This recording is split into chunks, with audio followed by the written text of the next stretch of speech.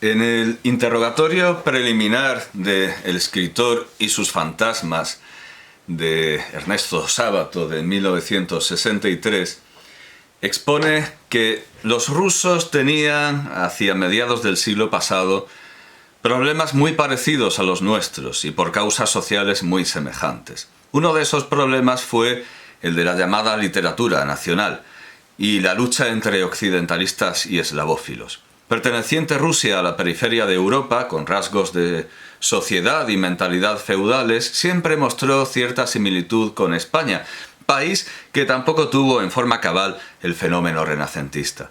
No es simple casualidad que el mejor Quijote se haya filmado en Rusia. Bueno, diríamos que esto es directamente mentira, es decir, además, el Quijote de Kozintsev es uno de los que menos entiende el Quijote y el humor cervantino, de los más exagerados, de los más realistas socialistas. No estamos de acuerdo, y luego además, claro, tenemos Quijotes más recientes que son infinitamente mejores, pero antes también teníamos el de Pabst, Wells, Gilliam. No, en absoluto se puede decir que el mejor Quijote se haya filmado en Rusia. Pero bueno, ¿quién ha dicho que Sábato tenga siempre razón? Generalmente no la tiene, pero cuando la tiene, ¿y de qué manera? ¿Y de qué manera? Y que tradicionalmente el personaje de Cervantes haya suscitado tanto interés y haya sido tan profundamente comprendido, esto sí, pues tenemos Turgéniev, por ejemplo, y haya sido tan profundamente comprendido en aquella otra tierra de desmesura y sin razón. Ese parentesco se acentuó en algunos países coloniales de España, sobre todo en la vieja Argentina de las grandes llanuras, hasta el punto que una novela como Ana Karenina, la castellaniza, no dice Ana Karenina, con sus criadores de toros de raza y sus gobernantas francesas, con sus estancias y sus burócratas, con sus señores patriarcales y sus generales, podía entenderse perfectamente aquí. Cuando en 1938 yo estudiaba en París, un ruso blanco que trabajaba de chofer y que comía conmigo en el mismo restaurante se admiraba del conocimiento y la comprensión que yo tenía por las novelas y personajes rusos, diciéndome que, en cambio, era muy difícil encontrar algo parecido entre los franceses. Tuve que decirle que no era un caso personal mío, sino algo muy generalizado entre los estudiantes argentinos, y me vi obligado a empezar el análisis de ese curioso fenómeno. ¿Usted ha leído a Blomov? Pues si en lugar de té ese caballero toma mate, puede pasar aceptablemente por cierto género de argentino de hace unas décadas.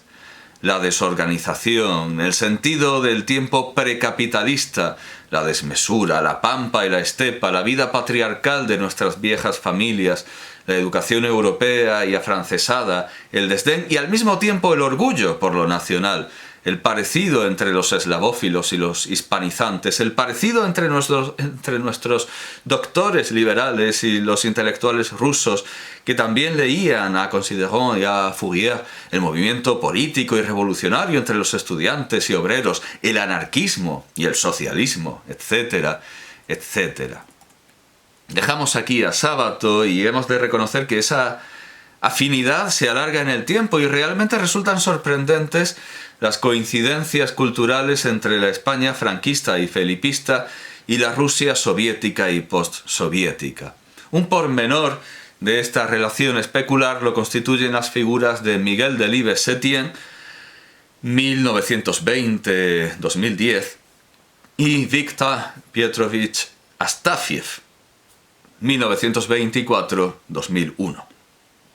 La relación de lo ruso con España y en ampliación microscópica con Cataluña, dando un nuevo sentido a la pretensión de Joan Maragall o Josep Pla de ser los ingleses de España, la ve José Carlos Mayner en el epígrafe El Kulak y el Revolucionario de Los años difíciles, 1968-1978, contribución a un congreso de 2007 en Valladolid, con un título curiosamente fiel al estilo académico anglosajón: Cruzando fronteras, Miguel Delibes entre lo local y lo universal.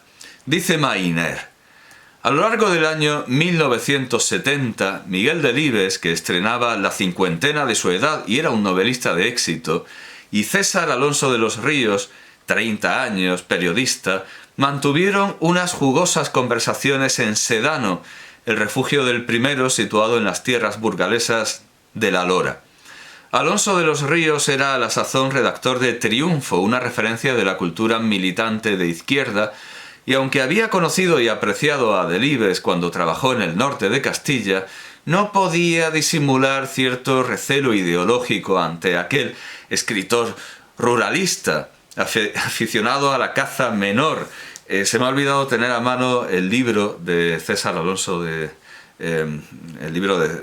César Alonso de los Ríos, pero sí que tengo aquí todas las obras cinegéticas que no son de ficción, todos los artículos sobre caza y tratados de caza y discursos sobre caza de Miguel Delibes, aquí lo vemos cazando, desde luego no son pocos, sirva para ilustrar esto de aficionado a la caza menor, siempre vestido de adusta pana, que a un muchacho un tanto pedante y dogmático tenía que evocarle, por fuerza, los casos de Josep Pla y Llorenç Villalonga, a los que cita, y en cierto modo, catalán y un mallorquín, y en cierto modo supongo que también los más clásicos de Iván Turgenev y Lev Tolstoy.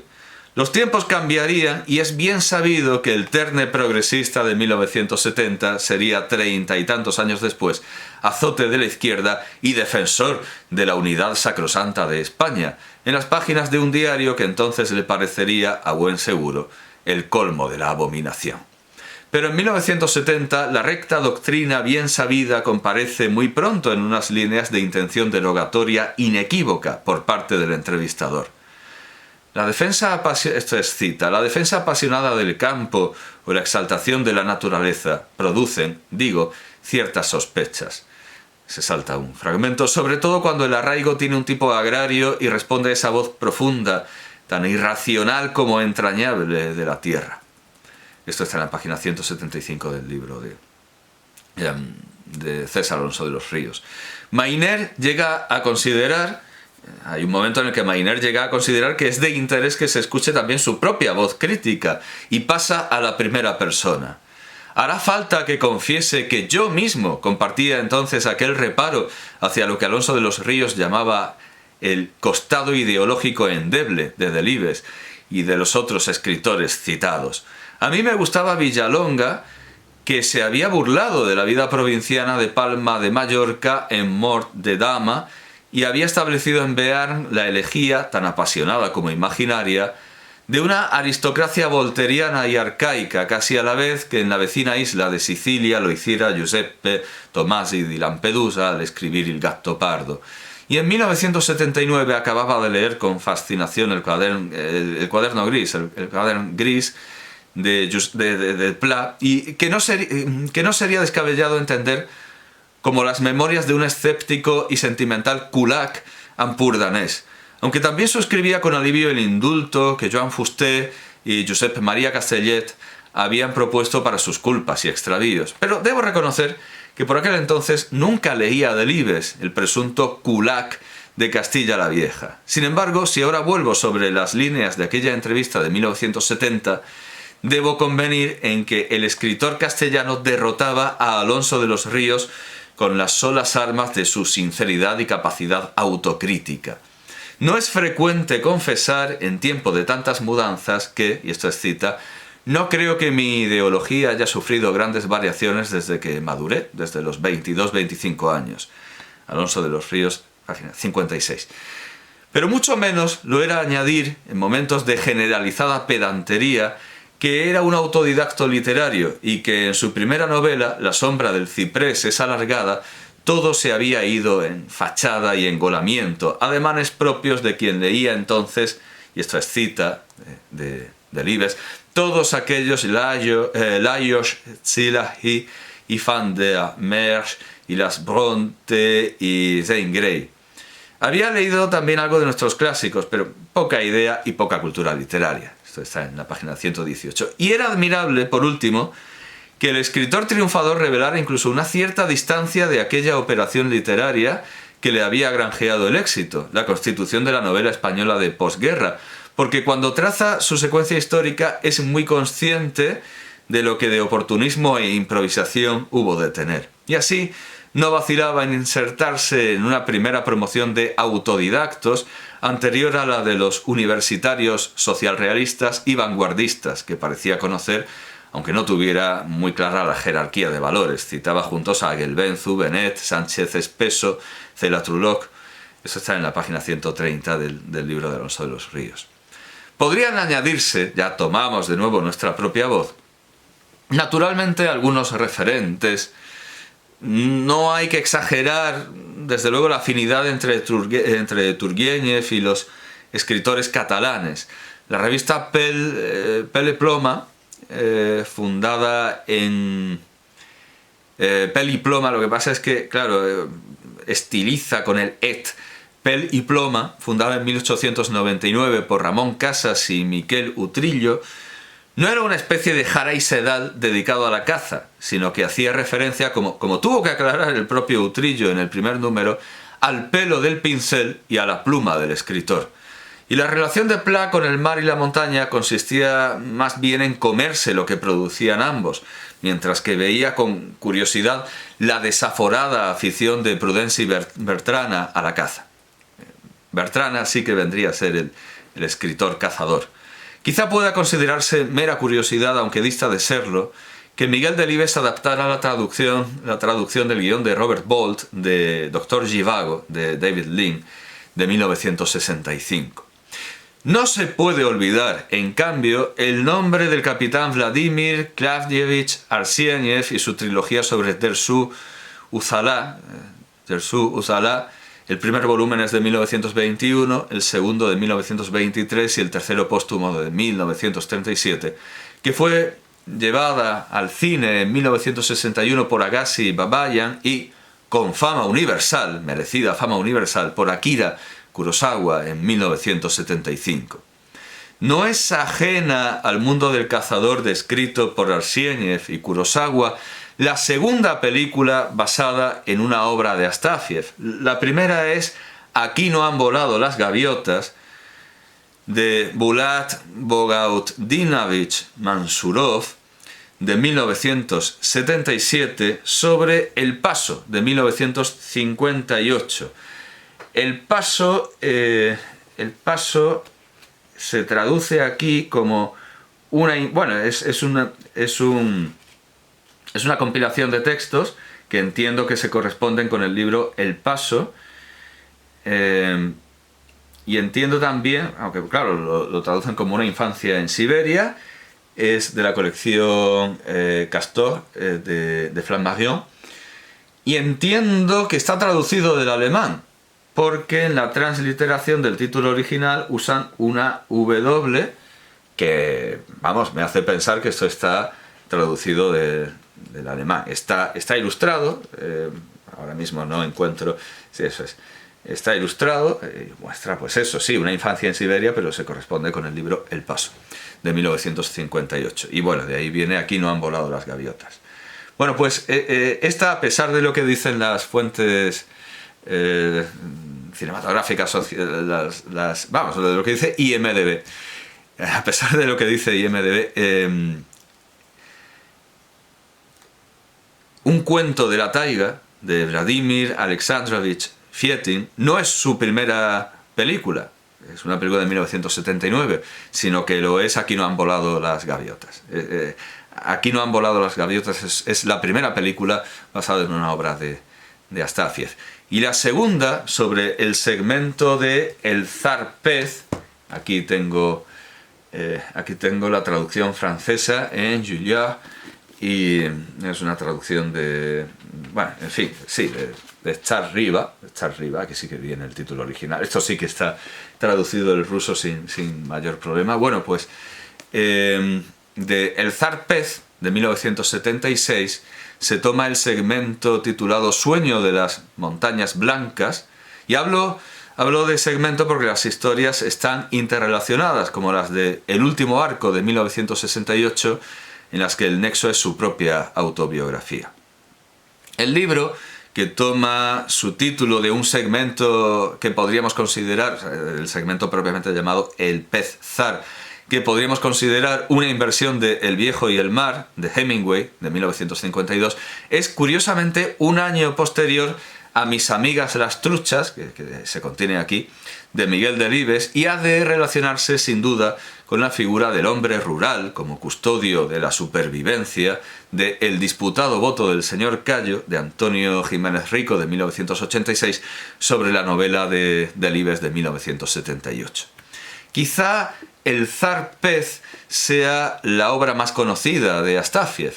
Hasta ha sido llevada al ballet, en una producción del Teatro de Ópera y Ballet de Krasnoyarsk, de 1999, que llegó al año siguiente al Auditorio de Alcobendas. Aunque el mismo teatro de Krasnoyarsk también convirtió en ballet El alegre soldado, no esperaba nombrarlo tan pronto, así que lo tenía un poco más enterrado. El alegre soldado, aquí tenemos otra traducción francesa, desde luego, si no fuera por los franceses no podríamos leer a Astafiev. Astafiev, perdón, me ha salido la pronunciación francesa. Motif. Bueno, aquí es el alegre soldado, pero aquí es la alegría del soldado.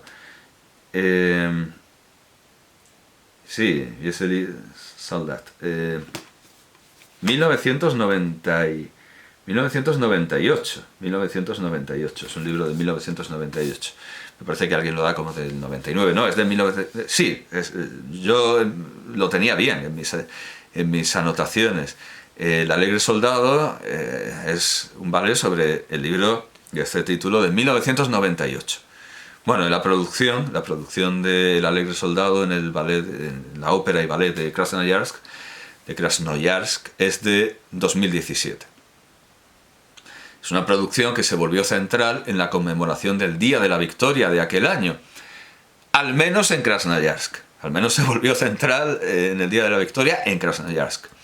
Pero al mismo tiempo, El zar pez fue una obra inmensamente polémica, como documenta detallada y minuciosamente Yitzhak Brudny en las páginas 163 a 164 de Reinventando Rusia.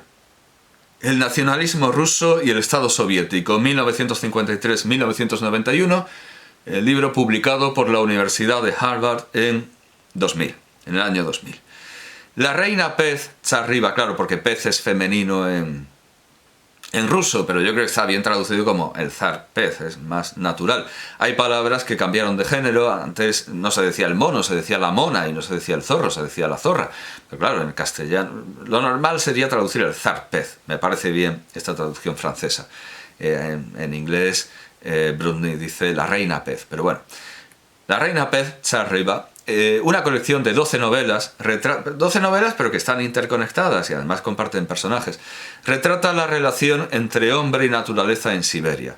El libro protestaba por la construcción de una red de estaciones hidroeléctricas en el Yenisei, uno de los mayores ríos siberianos, y mostraba el daño causado al entorno natural por los furtivos locales y por los turistas urbanos. A través de una pintura de la degradación moral y de las calamidades personales que afligían a quienes destruían la naturaleza, el libro sentaba la idea de que las políticas orientadas a reformar el entorno natural estaban conduciendo a consecuencias desastrosas para la nación rusa. Al mismo tiempo, Astafiev llamaba al abandono de la moral urbana, orientada al consumo, y a la restauración de los valores morales del campesinado tradicional ruso como una necesidad para salvar tanto el medio ambiente como la nación rusa.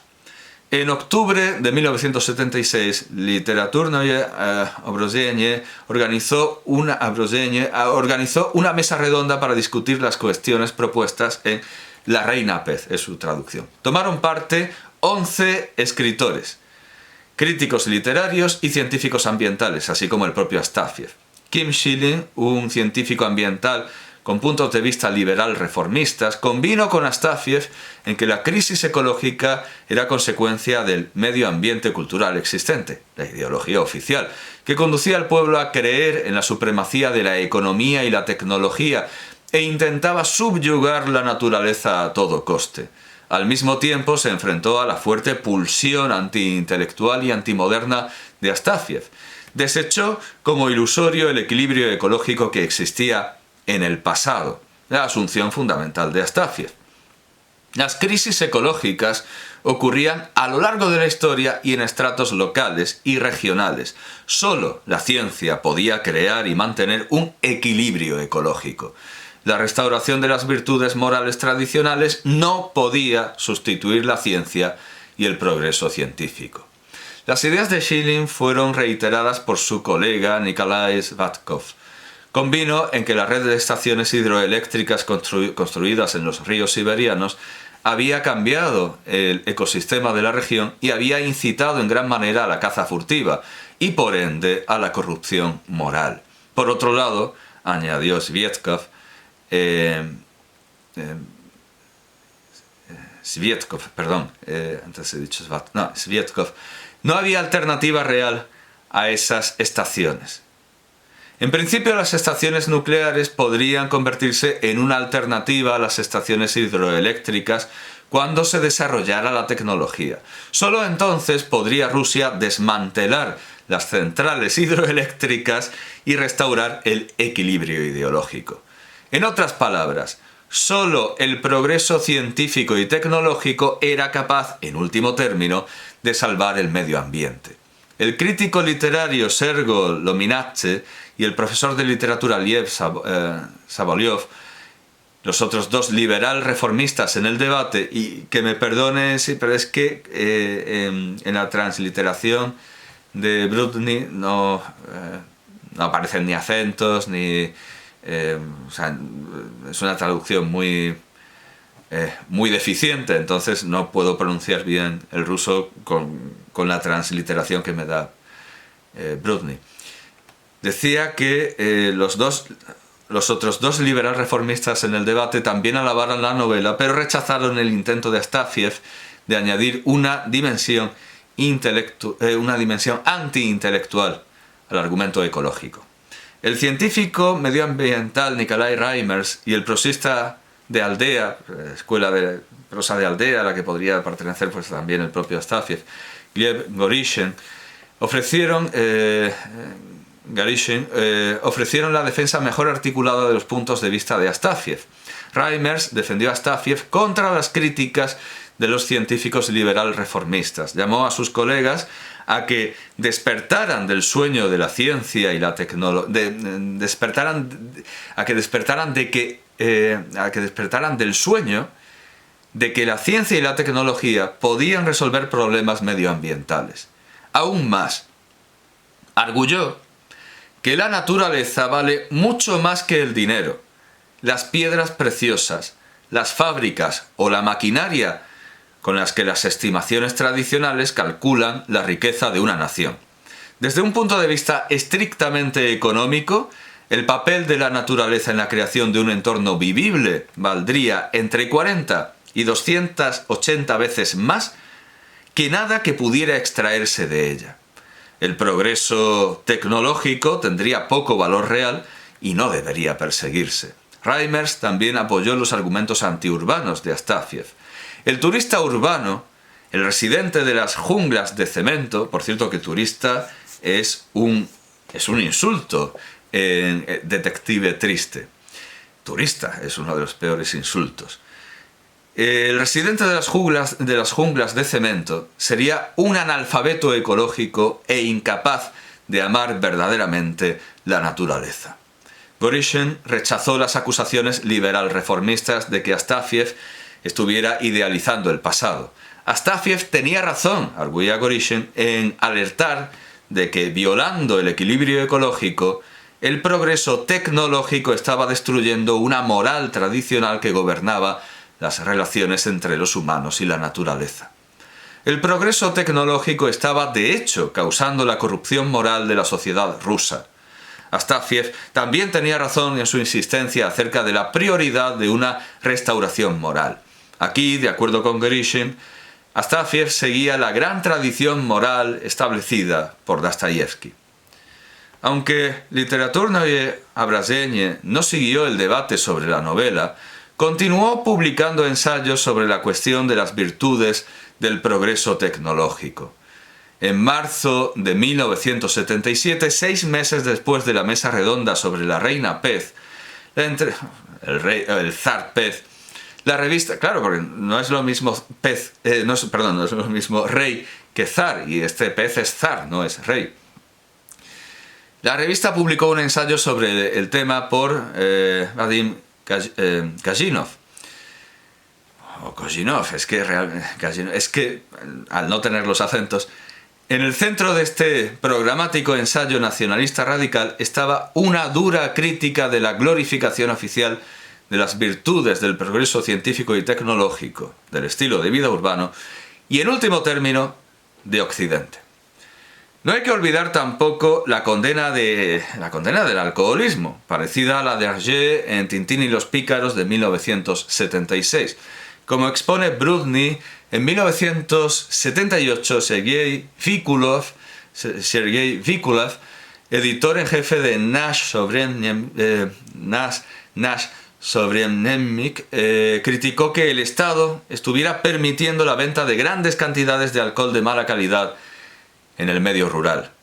También recuerda Brudny el antialcoholismo de Astafiev, tanto en El zar pez como en Detective Triste, de 1986, y en Fuego, de Valentín Rasputin, de 1985.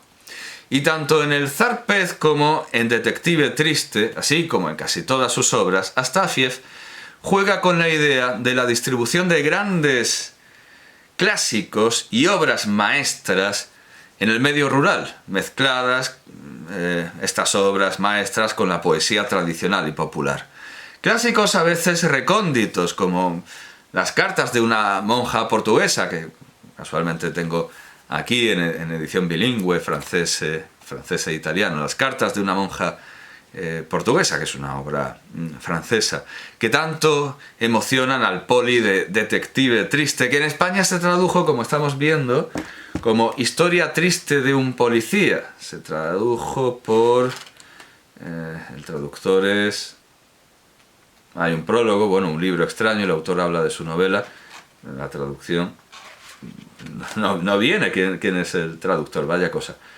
Pero no está identificado el traductor. Bueno, es de la colección de Planeta, grandes autores de la literatura soviética contemporánea, y parece ser que la traducción es anónima. Es absurdo, pero no sé si será una errata. Talleres gráficos dúplex, nada. Bueno, que no sé si esta traducción tendrá algo que ver, habrá recibido alguna influencia de la serie Canción Triste de Hill Street, emitida entre 1981 y 1987. O bueno, otras obras clásicas, otra invasión, otra riada de clásicos como la inverosímil comunión de los santos de Saint-Exupéry, Antoine, no ningún Saint-Exupéry, no, Antoine de Saint-Exupéry, y San Agustín en las hojas de un calendario en El zar pez.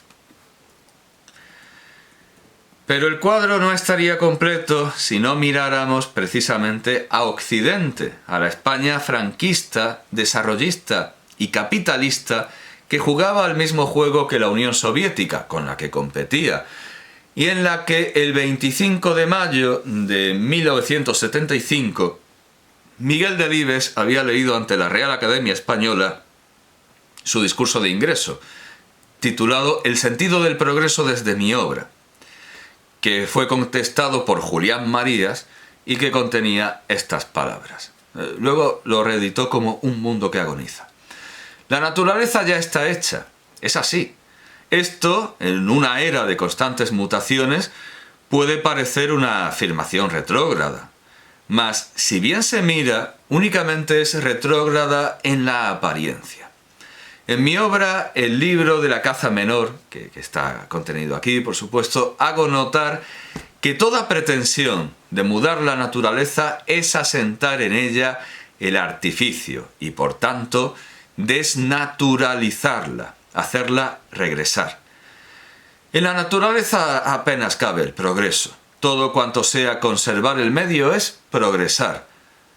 Todo lo que significa